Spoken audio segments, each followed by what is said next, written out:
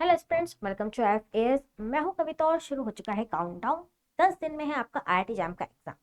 और कई क्वेश्चंस मुझे आ रहे हैं कि आखिर 10 दिन में हम क्या करें, कैसे हम प्रिपेयर करें, रिवीजन कैसे करें क्या ना करें, आखिर 10 दिन में कैसे आईआईटी जैम के एग्जाम को क्वालिफाई करने की स्ट्रैटेजी बनाएं।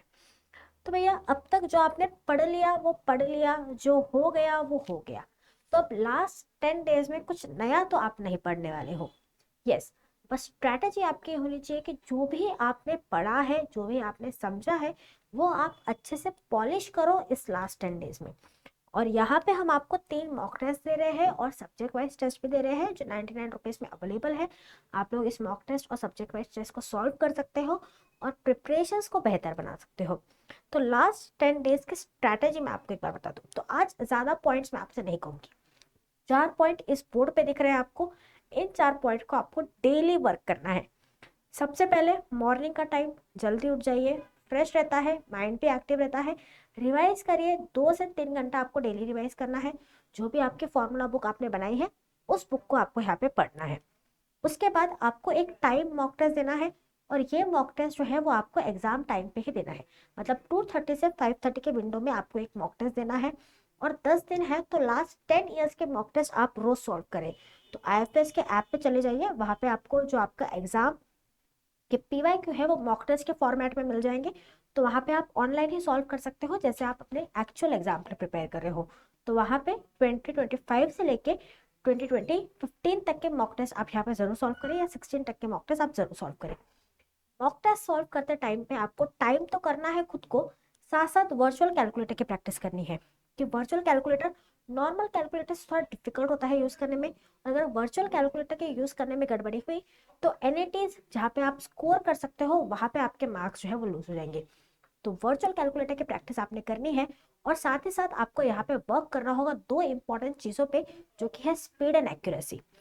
आईआईटी जैम के एग्जाम में या किसी भी कॉम्पिटिटिव एग्जाम में आप कितने नंबर ऑफ क्वेश्चन सॉल्व करते हैं इस पे कभी भी डिसाइड नहीं होगा कि आपने एग्जाम क्लियर किया या नहीं, क्या रैंक आपका आया। बट कितने सही क्वेश्चंस आप सॉल्व कर रहे हो वो आपका रैंक डिसाइड करेगा। एंड ऑब्वियसली आपको स्पीड की भी प्रैक्टिस करनी पड़ेगी यहाँ पे, ताकि आप जो है अपना पेपर टाइम रहते खत्म कर पाए। वो जो डिफिकल्ट क्वेश्चन है उन्हें आप टैकल कर पाए।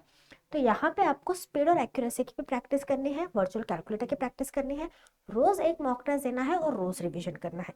तो 6 घंटे तो यहाँ हो गए। उसके बाद आप चाहे तो 10-15 जो पीवाईक्यूज है या 20 पीवाईक्यूज जितने भी आप सॉल्व कर पाओ, उन टॉपिक से जो मोस्ट रिपीटेड है आईआईटी जैम के एग्जाम में वो आप जरूर सॉल्व करो। या जो आपकी एरर बुक होगी वो एरर बुक को आप देखिए और जहाँ पे आपने गलतियां की है उन गलतियों को सुधार लीजिए, ताकि एग्जाम के दिन आपसे कोई भी गलती ना हो। तो ये 4 पॉइंट अपने माइंड में याद रख लीजिए आपके आईआईटी जैम के एग्जाम के लिए। और पीवाईक्यूज जैसे कि मैंने बताया फ्री ऑफ कॉस्ट पे अवेलेबल है। जो आप आईएफएस के ऐप इंस्टॉल कर लो गूगल प्ले स्टोर से और वहां पे कर लो। कट ऑफ जानना है तो कट ऑफ पे अवेलेबल है। तो क्या टारगेट आपको अचीव करना है वो आपके माइंड में क्लियर कर लो। और जब आप मॉक टेस्ट दे रहे हो तो मेक श्योर करो कि जो भी टारगेट है, जो भी कट ऑफ है, उससे एटलीस्ट 25-30 मार्क्स आप ज़्यादा लेके आओ। ओके। पैटर्न, एग्जाम का पेपर एनालिसिस और एग्जाम सिलेबस सब कुछ अवेलेबल है यहाँ पे। और साथ ही साथ जो बच्चे 2027 में एग्जाम देने वाले हैं, एक नया बैच जो है वो आने वाला है 9 फरवरी में। आप इस बैच में एनरोल हो सकते हो, 20% ऑफ में एडमिशन यहाँ पे मिल रहा है।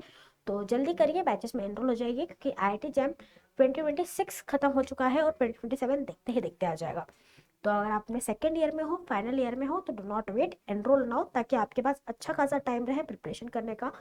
काफ़ी टफ है यहाँ पे एग्जाम, बिकॉज कंपटीशन बहुत ज़्यादा है और अपने पसंद के आईआईटी में एडमिशन चाहिए इन बच्चों की तरह, तो मेहनत तो आपको डबल ट्रिपल करनी होगी। बच्चों के स्टोरीज जो है अवेलेबल है आईएफएस के ऐप पे, आप जाके इनकी सक्सेस स्टोरीज भी सुन सकते हैं कि कैसे इन्होंने प्रिपरेशन की थी एग्जाम के लिए। मेरे तरफ से बस छोटी सी टिप्स है आपके लिए कि अपना भी ध्यान रखें, अपनी हेल्थ का भी ध्यान रखें और आराम से पढ़ाई करें। जो आपने पढ़ा है उस पर वर्क ऑन करें, स्ट्रेस ना ले और स्ट्रेस ना दे अपने पेरेंट्स को भी। तो all the best for your exams, will see you again, thank you very much.